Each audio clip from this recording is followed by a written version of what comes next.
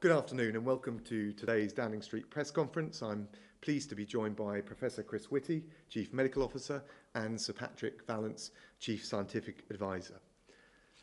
On Saturday, I spoke to the Prime Minister. I updated him on coronavirus, the progress we're making, and our plans for the next few weeks.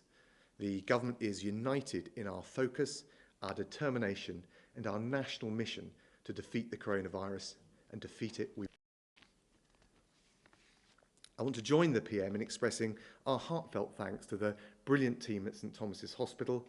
And as the Easter Bank holiday weekend draws to a close, I also need to thank all of the NHS staff, all of the other frontline staff who have been working so hard over the long weekend to care for those suffering from coronavirus. We thank you, we pay tribute to you, and we're immensely proud of all you're doing. And can I also take the opportunity to thank everyone who followed the advice to stay at home despite the wonderful weather and despite the challenges and the sacrifices that sticking to the advice presents to many families. I have to say that at the end of last week, we were concerned that people might start ignoring the advice or cutting corners, given the temptation to go out into the sunshine. In fact, the overwhelming majority of people stayed at home and understood the importance of doing so. You stuck to the advice, you denied the coronavirus the social contact it needs to spread, and people should be in absolutely no doubt that by staying home this weekend, you've saved lives, and you've also helped protect our precious NHS at this critical moment in the crisis. So thank you. Your efforts are making all the difference, and please keep them up. We've come too far, we've lost too many loved ones, and we've sacrificed too much to ease up now. I can tell you on the latest data that 290,720 people have been tested for coronavirus. 88,621 have now tested positive. And I'm very sorry to say that 11,329 people have now died from coronavirus. Every one of them a tragedy.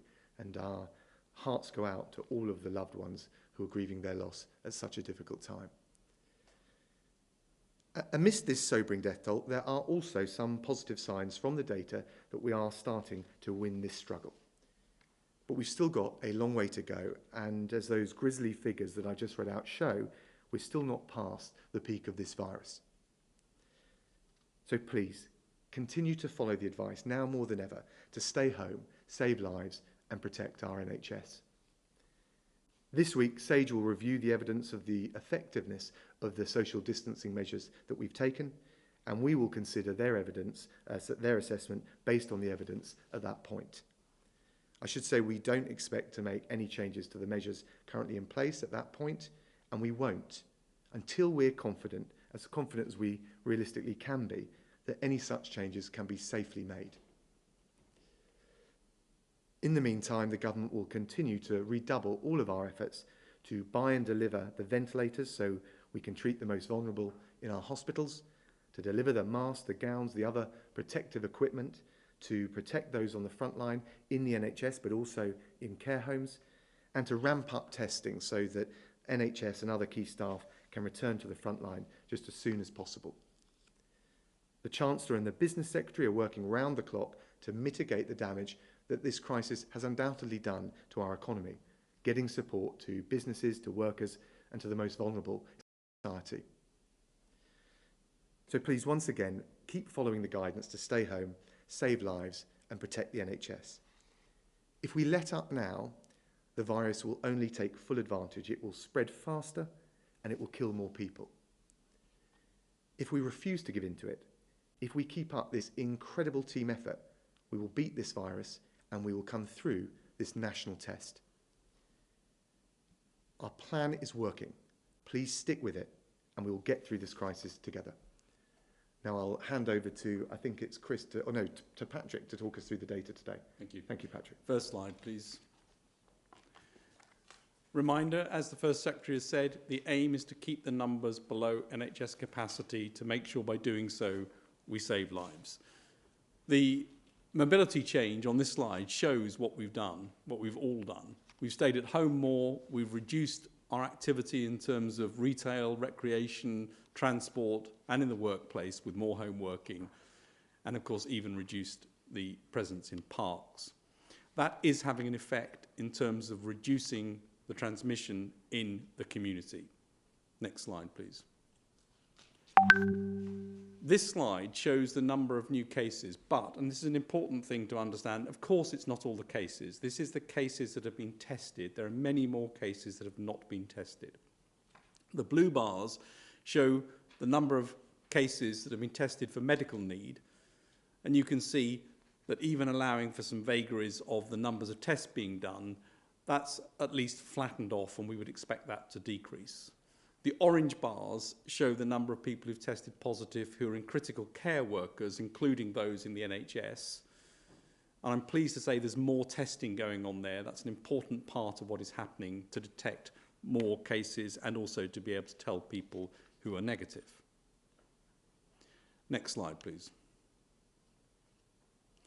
This is, in some ways, harder data. It's data that actually measures things that relate directly to the infection, and that is the number of people in hospital beds with COVID. And here you can see, as I've discussed before, this is beginning to flatten off. You can see it beginning to flatten off in many parts of the country, not absolutely everywhere, but you would expect this to continue to decrease, flatten, and then start to decrease as the effects of that social distancing that we have in place really feed through into the illness that we're seeing in hospital. And then finally, if I can have the last slide, please. This is the slide of deaths, and again, it doesn't carry all deaths in this. It looks at the deaths in hospital. The reason it looks at deaths in hospital is that's the international standard and which everyone else is doing in terms of reporting deaths. There are, of course, unfortunately, many deaths that also occur outside hospital. We're tracking behind Italy. We're following the same sort of path. What do I expect to see happen? I think this week's difficult. I think this week we're going to see a further increase. Thereafter, we should see a plateau as the effects of the social distancing come through. That plateau may last for some time and then begin to decrease. That's what we'd expect to see in this very unfortunate death curve. Thank you very much. Thank you, Patrick. David Shupman from the BBC, lead off with the questions. Thank you very much indeed. Two questions, if I may. One to Sir Patrick Vallance. This morning, David Nabarro, the World Health Organization Special Envoy, described the wearing of masks as becoming a social norm. And in America, the Centers for Disease Control have recommended that the American public wear masks as a measure against people who are infected but don't show symptoms passing on the virus. Is it possible that you would change your advice to the British public about wearing masks when they're out of doors?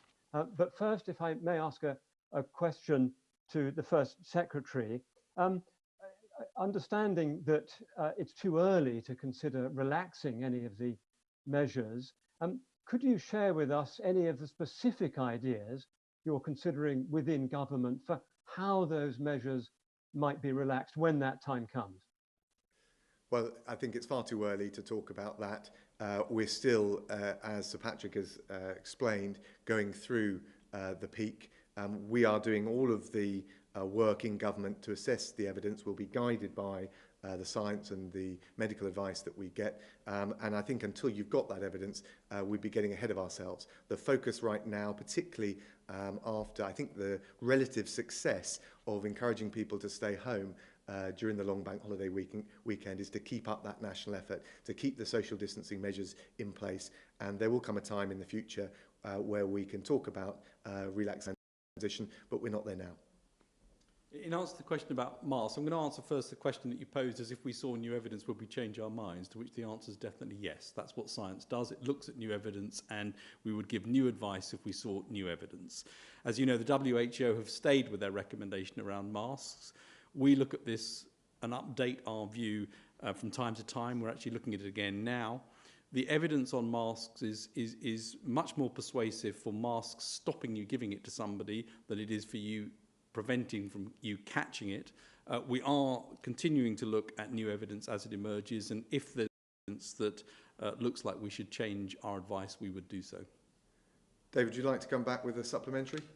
Yes, if I may, on the question of masks. I mean, clearly, the growing scientific evidence about asymptomatic transmission, people having the virus without realizing it and passing it on, has convinced the Americans of the need to change policy. Might that happen here? Well, as I said, it might do, because we're looking at evidence all the time. And of course, it's a complicated one because, yes, there do seem to be people who are asymptomatic or pre-symptomatic.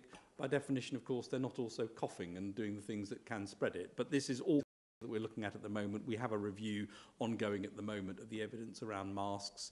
And if that review concludes that the position should change, we will, of course, make that recommendation. And if it stays the same, we will make that clear as well. Mark McQuillan from ITV.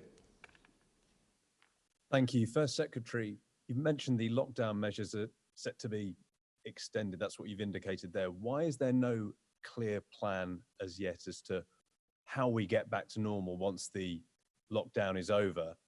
But also, why is there still no daily death toll for the number of people who are dying outside of hospital? Well, I'll let Chris talk about how we're measuring the death toll and the different figures.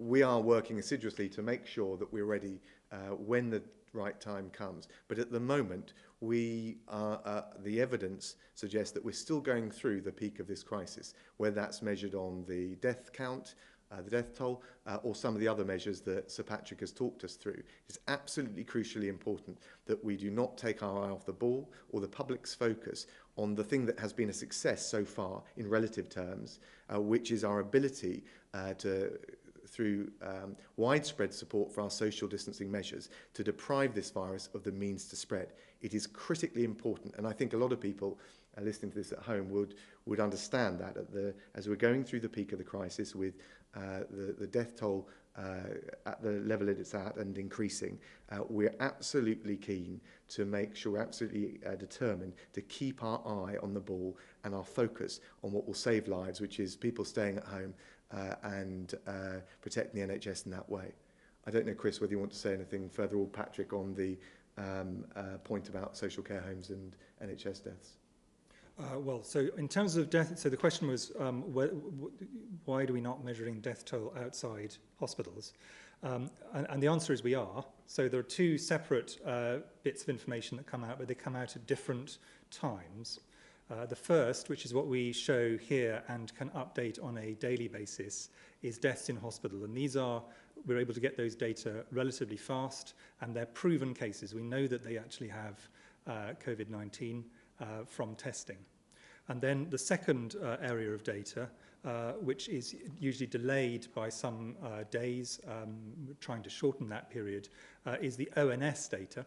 And that covers all the people who have COVID as a diagnosis on their death certificate, irrespective of where they have actually sadly died. And those data do include deaths at home, deaths from care homes, deaths in other areas, where the doctor who has seen them thinks that COVID is or is likely to be the cause of death or an important contributor to the cause of death. So those are the two main ways that we're measuring them at the moment. Mark, would you like to come back on any of that? Well, I was going to just mention on the deaths outside hospitals, you mentioned the ways that they're being calculated. Will that information be, part of the figures that are released to the public? Is there any plan to release that information? ONS data is completely open to the public and always will be. And I think that the other thing which it is important that in every situation we look at is not just the COVID direct deaths, but the all-cause mortality. So because some of the way in which COVID is going to be causing death, sadly, is obviously direct from the virus, and some of it potentially is from other causes, which include things like people not being able to get into hospital, which is at the moment, the hospitals are operating very effectively below their ceiling in terms of emergency care, but also things that might be postponed, and also the long-term effects of the economic and other effects on people's long-term health. Victoria MacDonald from Channel 4.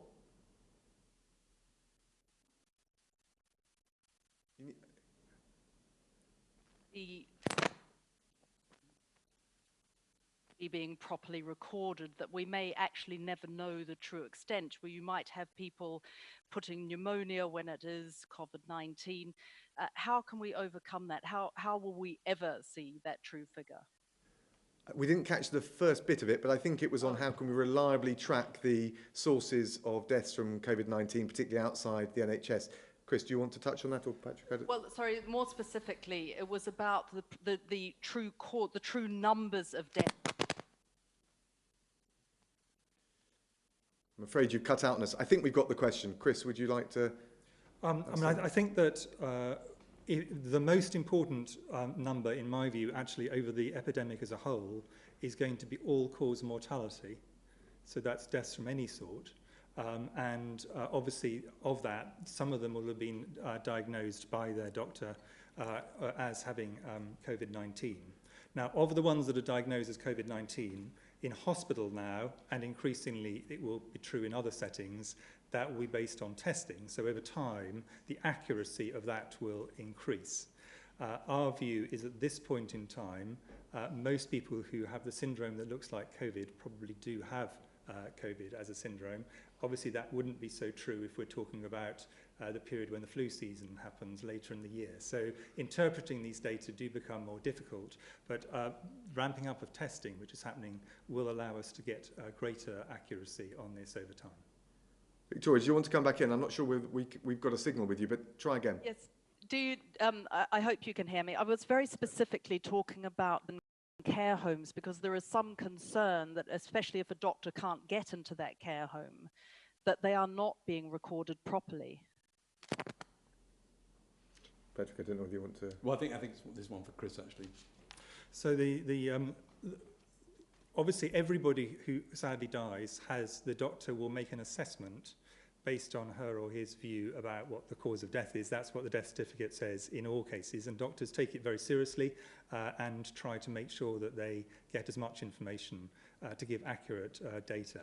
Now, one of the things we want to do is to extend the amount of testing of people in care homes as the ability to test ramps up over the next few weeks. Because clearly, care homes are one of the areas where there are large numbers of vulnerable people, and that is an area of risk, and therefore we would very much would like to have much more extensive testing in that setting, and that will help with this. Andy Sparrow from The Guardian. Hello, I've got a question for Sir Patrick and a question for the First Secretary, please.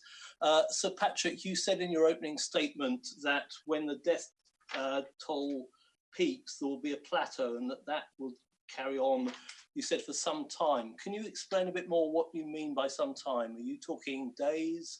Are you talking weeks? Could that plateau last for over a month? And First Secretary, on the issue of PPP, when the Home Secretary was asked about this at the weekend, a lot of people weren't very happy when she was asked to apologise for failings with PPP, and she said she'd apologise if people felt there had been failings.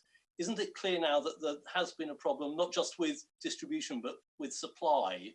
And why can't ministers just apologise for that? Look, we understand the importance of getting the PPE to the front line, whether it's in care homes or the NHS. We're trying to give not just the staff on the front line the equipment, but the reassurance they need. I think the strongest reassurance, practical reassurance that they will want and that we can give them is that over the bank holiday weekend, over 16 million PPE items were delivered, and we're straining every sinew to roll them out even further and faster. Patrick, do you want to? Yes. So if you look at the effect on number of cases in the community, you'd expect the measures that have been put in place to cause quite a sharp decrease.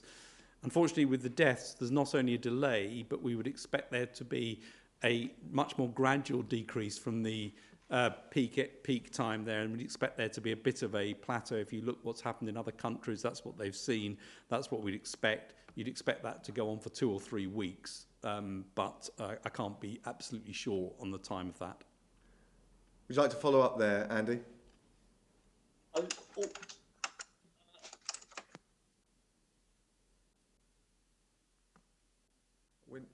We're not hearing you.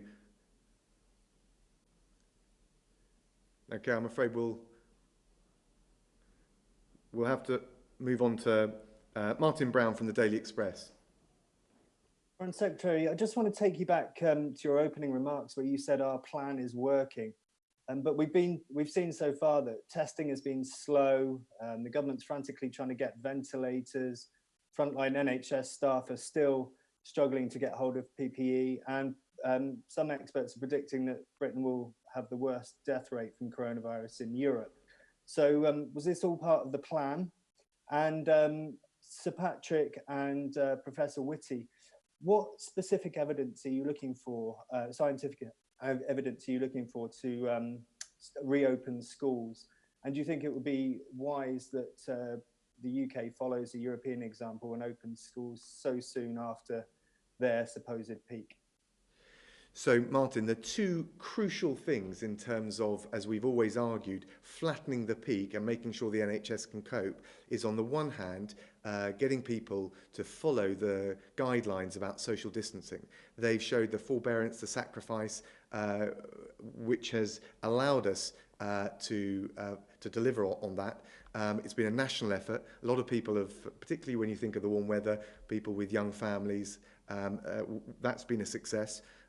In terms of delivering on that side of things, and that has helped limit the spread. I know it's difficult when you look at the death toll and those figures, but we are seeing signs of tentative signs of a flattening out, and that was the original plan. The second thing is making sure that the NHS has got the capacity, indeed some headroom, whether it's critical care beds or the ventilators that can support those who need it. And on those two key aspects, and I'm not saying there haven't been challenges right across the range of different things that we've got to achieve, but on those two critical aspects, actually we've got ourselves into a good place, and so the key thing is to keep delivering on that plan. In terms of timing of changes, I think it's really important that we're now at a stage when you can begin to see the flattening. We'll look and see where the peak is and when we are firmly the other side of it in terms of numbers coming down. Only at that stage do you start looking at what measures might be released and how they might be released. It would be a complete waste of everything that everyone's had to do till now, and I absolutely understand the difficulties that some of the decisions make, but it would be a waste if we were to rapidly reverse that and lead to a re-emergence of this. The key is to keep that R value below 1 and to see this on the way down. Once it gets above 1, you start to get this exponential growth again, which we cannot afford to have, nobody can, and therefore the timing of these decisions, including things around schools, will have to be taken in the light of evidence and data as it emerges. And of course, if we took our foot off the pedal too early, if we eased up too early, we'd risk a second wave, and that would be particularly damaging and would, I think, even for businesses, some of whom are particularly concerned, have been asking for more clarity, I think would be particularly damaging for them. So we want to take the right decisions, as we've always said, at the right time. Would you like to come back on any of that? If I may, just on the R value, actually, Sir Patrick, are we? How close are we to getting towards that? Are we nearer the 1 than 2, for example? Well, I think, as I've said recently, I think in the community, you'd expect the R now to be below 1 in general. And we're going to review that again this week, but that's what you'd expect in the community. It doesn't mean overall it's below 1, because we know that there are cases in care homes and in hospitals where there's still infection being picked up. But in the community, with the distancing in place, the R is expected to be below 1.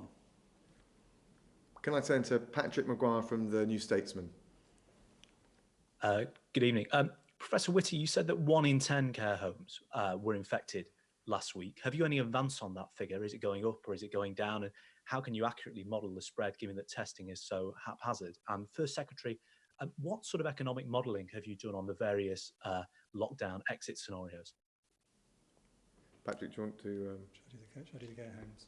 Chris, go ahead. On care homes, so at the moment, the total number cumulatively across the whole country is around 13.5% overall. And in the last 24 hours, there have been 92 care homes where an outbreak has been detected. So that's a direct answer to your question. In terms of testing, of course, if an outbreak is suspected, then the public health authorities will go in and do testing to assess whether an outbreak has occurred. And that is going on, all the time and has gone on through this. And that allows the care home staff, who are absolutely fantastic and are doing a very difficult job, for the benefit of the people who live with them. They can then isolate people who are symptomatic and try and make sure that this does not spread within the care home. And Patrick, on your other question, we're looking at all the data, whether it's economic, health, social outcomes in relation to all of the measures that we've got in place. And indeed, when the time is right, we will look at them in terms of any changes we've made. But we're not there yet. And as I said, we want to keep the focus on maintaining the social distancing measures for all the reasons that I think have been backed up by Sir Patrick and Chris today. Would you like to come back on any of that? Yes, just on the question of PPE in care homes, there have been complaints about cost from care homes. How are you ensuring that cost is no barrier for care homes in terms of them getting adequate PPE, and especially with the demands on hospitals, sort of how are you prioritising what goes where and at what cost? Well, cost hasn't been the major challenge for us. It is supply, because it's a very competitive market out there, because there's so much demand for it, and also I think particularly with care homes, some of the local distribution. So we've had last week one drop of bulk PPE to local resilience forums, and we've got another one this week. Just to be clear about what that means, it's a bulk drop to a group, a body, that can then make sure that they get to the individual local authorities and local care homes that really need them. We've set up a hotline, so when there are distribution challenges, and we recognise that there have been some, that they can be unblocked as quickly as possible. So we're doing everything we can, and I chaired a meeting this morning on it. It's something we're looking at a daily basis. We're doing everything we can to try and get the PPE where it's most needed. And I think we're on to Adam Bienkov from Business Insider, please. This is a question both to the First Secretary of State and to the scientific and medical advisors. More than 11,000 people have died now in UK hospitals after contracting the coronavirus. And one of the government's own scientific advisors, Jeremy Farrar, said yesterday that the UK is, of course, being one of the worst, if not the worst, affected country in Europe. Does the government now accept that it should have acted soon in locking down the country?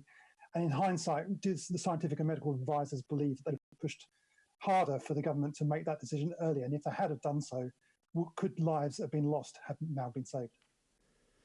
Well, I'm going to defer to the scientific and medical experts. I'm not sure, though, that that is comparing like with like, either on the data that we've got or the other underlying data that we've been looking at. Patrick, would you like to address that further? The aim all along, and clearly Sir Jeremy Farrar has been part of the group, has been to get the numbers down, make sure that we keep the numbers below NHS capacity, and ensure, therefore, that the NHS can function. And that has been an absolute aim in this.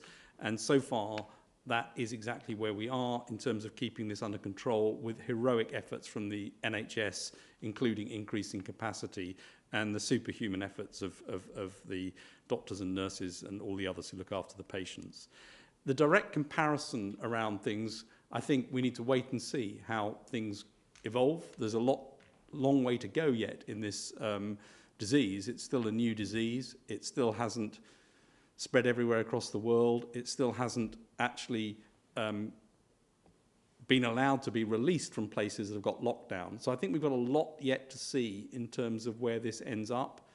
Clearly, it's going to be very important that we concentrate on things like vaccine and therapeutics to get there. I think the measures that we've got in place are holding it in the right position in terms of keeping numbers down and NHS capacity at the moment. Adam, did you want to come back on any of that? Well, I accept that you cannot always make direct comparisons between countries. I think if you look at some of the countries that acted much sooner than the UK, South Korea in particular, only had a fraction of the deaths that we've seen in the UK. Isn't it clear that had we acted sooner, days or even weeks earlier than we did, that it would have made a difference in terms of lives lost?